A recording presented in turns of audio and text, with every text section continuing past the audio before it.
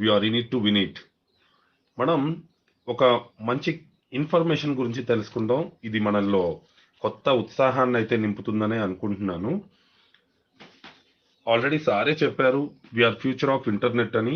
అలాగే ఈ ఇన్ఫర్మేషన్ మీరు చూసారంటే 3 టన్నుల బరువుతో 3200 megapixel camera, the biggest camera వరల్డ్లోనే శాటిలైట్లోకి పంపించబోతున్నామని చెప్పారు ఫ్యూచర్లో.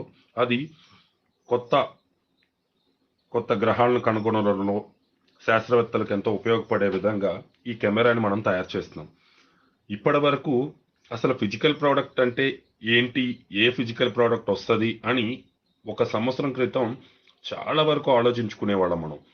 భవిష్యత్తులో ఎలాంటి ఫిజికల్ ప్రోడక్ట్ వస్తుంది, ఎలాంటి ఫిజికల్ ప్రోడక్ట్ తెస్తారు, దాని యొక్క యూసేజ్ కెపాసిటీ ఏంటి, దాని యొక్క బెనిఫిట్స్ ఎలా ఉండబోతున్నాయి అని చెప్పి అప్పుడు ఎవరికి అర్థం కాలేదు. రీసెంట్గా రివీల్ చేసిన విషయం ఏంటంటే ఈ మంత్ 15th మనం కెమెరా రంగంలోకి అడుగు పెడుతున్నాం. కెమెరా తర్వాత ఇంటర్నెట్కి సంబంధించిన డివైజెస్, స్మార్ట్ డివైజెస్, ఈ వైర్లెస్కి సంబంధించిన చాలా పరికరాలని ఇకో ఫ్రెండ్లీ విధంగా ఈ చిన్న చిన్న పరికరాలని మనం ప్రపంచానికి అందించబోతున్నాం. ఆల్రెడీ మనకు తెలుసు కెమెరా రంగంలో ఎంత పెద్ద బిజినెస్ ఉంది అనేది.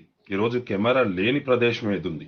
ఈరోజు ఆఫీసులకు కానివ్వండి, కార్యాలయాలకు కానివ్వండి, గవర్నమెంట్, ప్రైవేట్ ఏ సెగ్మెంట్కైనా సీసీ కెమెరాలు ఉపయోగం ఉంది. ప్రతి మొబైల్లో కెమెరా ఉంటుంది. ప్రతి డివైస్ పని చేయాలంటే స్మార్ట్ డివైస్ వాయిస్ కంట్రోల్ కానీ, ఫేస్ రికగ్నిషన్ కానీ, ఆర్టిఫిషియల్ ఇంటెలిజెన్స్ చేసి అవి పని చేయాలంటే వాటిలో కెమెరాలు ఉండాలి. ఈ కెమెరా రంగం అనేది ఫిజికల్ ప్రోడక్ట్లో ప్రపంచంలోనే అతిపెద్ద బిజినెస్. అలాగే మనం స్మార్ట్ రోబోస్ తీసుకొస్తున్నాము. ప్రతి రోబో అంటే మల్టిపుల్ కెమెరాస్ ఉండాలి. అక్కడని కాదు, ఇక్కడని కాదు, కెమెరా రంగం అనేది చాలా పెద్ద రంగం. కార్లు, డ్రోన్లు, ఇలాంటి ఒక ఫిజికల్ ప్రోడక్ట్ తీసుకురావడం అనేది మన మిషన్, మన విజన్ ఎంత గొప్పదో అర్థం చేసుకోవడానికి ఒక సంకేతం. అయితే ప్రస్తుతం మనం ఆప్టికల్ ఫైబర్ నెట్ అంటే కాంతి సంవత్సరాలు, మనము స్పీడ్ని కిరణాలతో పోల్చుకుంటాం. ఒక లైట్ ఎంత స్పీడ్గా స్ప్రెడ్ అవుతుందనే దాన్ని మనం కాంతి సంవత్సరాలు లేదంటే కాంతి కిరణాల వేగం ఒక టైంని క్యాలిక్యులేట్ చేస్తారనమాట. అలా దీన్ని కూడా ఆప్టికల్ ఫైబర్ నెట్ అనేది కేబుల్ రూపంలో, మనకి టవర్ రూపంలో ఈ యొక్క స్పీడ్ అనేది ప్రస్తుతం మనం వాడుతున్నాం ఇంటర్నెట్ని.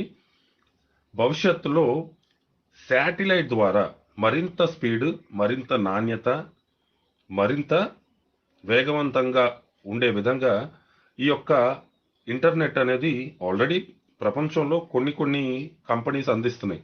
దాంట్లో మనం స్టార్లింక్, ఎలన్ మస్క్ గారు ప్రపంచంలో ఇంటర్నెట్కి మొట్టమొదటిసారిగా తీసుకొచ్చారు. ఆయన అంటేనే ఒక టెక్నాలజీ రంగంలో విప్లవాత్మకమైన పేరు. తర్వాత మనకి అమెజాన్ కూడా క్యూపర్ అనే ఒక శాటిలైట్ ఇంటర్నెట్ని తీసుకురాబోతుంది. అంటే ప్రపంచానికి వీళ్ళందరూ అందించడానికి కొంచెం టైం పట్టొచ్చు, కానీ వాళ్ళ పనులు వాళ్ళు చేసుకుంటున్నారు. జియో కూడా ఈ యొక్క శాటిలైట్ నెదర్లాండ్ నుంచి వీళ్ళు ప్రాసెస్ చేస్తున్నారు. జియో కూడా శాటిలైట్ ఇంటర్నెట్ని తీసుకురాబోతుంది. అన్నిటికంటే చాలా మంచి ఇన్ఫర్మేషన్ ఏంటంటే భారతీ ఎయిర్టెల్ వాళ్ళు వన్ వెబ్ అని ఒక 640 శాటిలైట్లోకి పంపించబోతున్నారు. ఇంటర్నెట్ ఎవరితో? ఇస్రోతో కలిసి వీళ్ళు మార్క్ 3 అంటే ఆల్రెడీ వీళ్ళు శాటిలైట్లోకి పంపించారు. దాని కెపాసిటీ ఇంతకుముందు 8 టన్నులు ఉండేది. ఇప్పుడు అది 10 టన్నులకి చేసి ఒక 36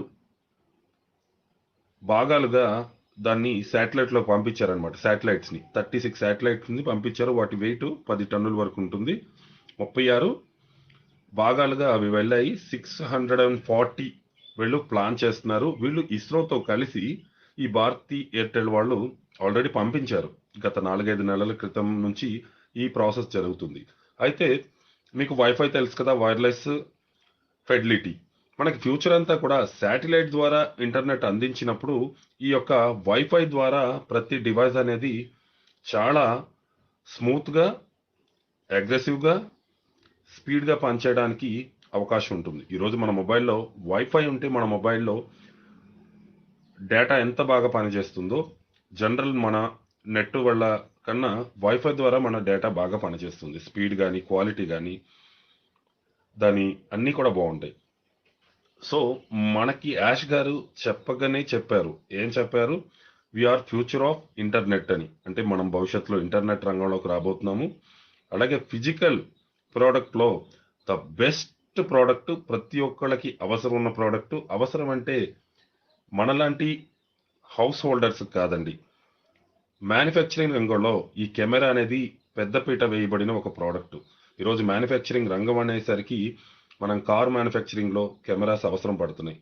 ప్రతి కారే కాదండి, ప్రతి ఒక్క వాటిలో కూడా కెమెరాస్ అనేవి అవసరం అయిపోయాయి. ఈరోజు ప్రతి ప్రదేశంలో కెమెరాకి ఎంత అవసరం ఉందనేది మీకు తెలుసు. భారతదేశంలో అంటారా, ఇంకా అవి అభివృద్ధి చెందలేదు.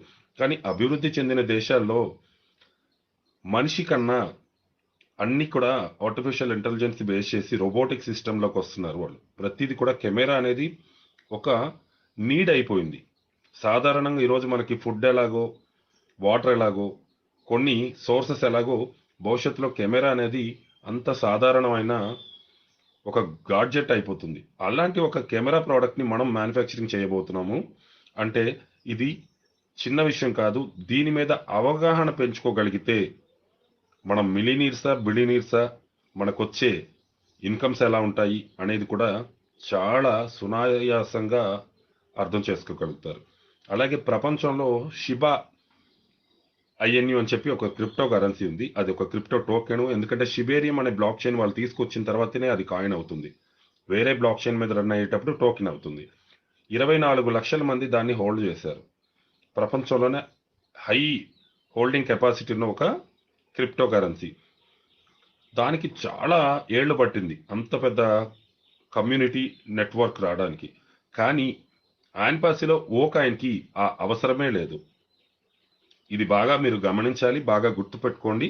ఎందుకు మనం కూడా బిగ్గెస్ట్ కమ్యూనిటీ అవుతాము అంటే, యాష్ గారు మన ఓఎస్ ఇకోసిస్టంలో కస్టమర్గా వచ్చినా కానీ 10 క్రెడిట్ ఇస్తున్నారు. 10 credits, 1 credit equal to $1. 10 credit ఇస్తున్నారు. ఆ 10 క్రెడిట్స్ ఎలా ఇస్తున్నారు? ఓ కాయిన్ ఇస్తున్నారు. సూపర్ పాయింట్ కదా.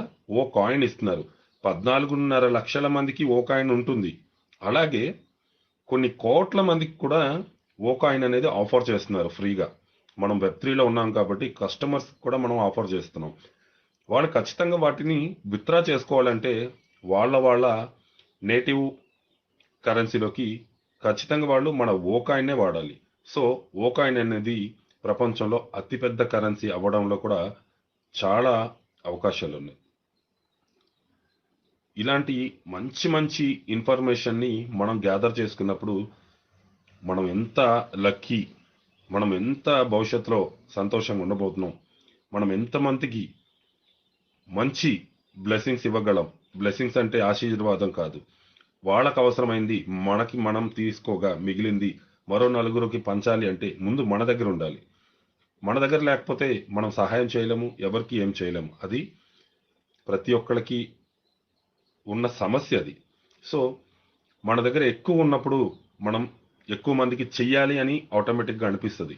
అలాంటి ఒక అవకాశాన్ని మనకి ఆవిష్కరించారు. 14.5 లక్షల మంది, 14.30 వేల మంది సంథింగ్ ఉన్నారు కదా. మనం ప్రతి ఒక్కళ్ళం కూడా